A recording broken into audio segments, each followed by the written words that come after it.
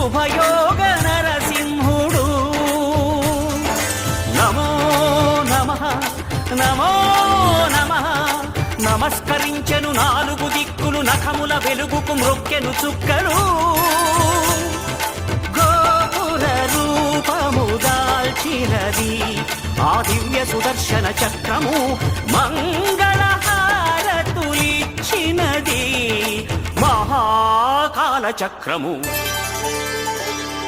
శ్రీకర శుభకర ప్రణవ స్వరూప Lakshmi Narasimha, 14 లోకములన్నీ మ్రొక్కే జ్వాలా Narasimha.